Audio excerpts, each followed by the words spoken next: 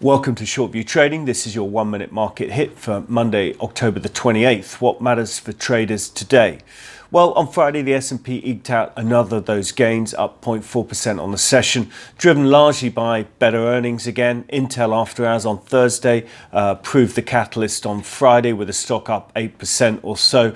And Amazon's price action was also impressive. Despite disappointing earnings on Thursday after hours, it rallied nicely during the session on Friday, closing almost flat, not that much down on the session, and pointing really to an underlying bullishness in markets. So earnings continue to drive that grind higher in the S&P, those modest gains that are being eked out. And despite the sell signals that we have from a whole bunch of short-term signals and models that we've been flagging up over the last few trading sessions. Another one was added to that pile on Friday, the short-term put to call ratio. You can see it on your screen now, back on sell, quite a clear sell. So the number of sell signals is building. So we're cautious near term. We don't want to chase this eking out of further gains. I think there may be a 1 to 2 day wobble out there that will provide an opportunity to jump on short-term opportunistic longs.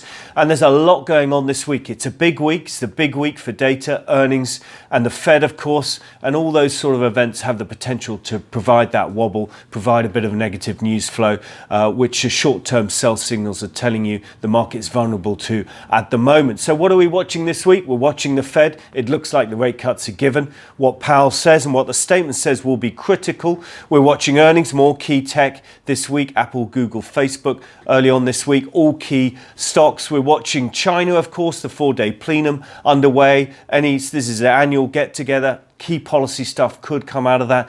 And of course, over and above that, it's a lot of macro data out of the States. In particular this week, it's the big data week for the US, culminating on Friday with payrolls and ISM manufacturing. All of that data has the potential, or a lot of it has the potential to be market moving. So that, bond yields, the way it impacts bond yields is key. That was your 1 minute market hit for Monday, October the 28th. Thank you for listening. Please do subscribe on YouTube, Twitter, Facebook or LinkedIn to receive this update on a regular basis. Thank you very much.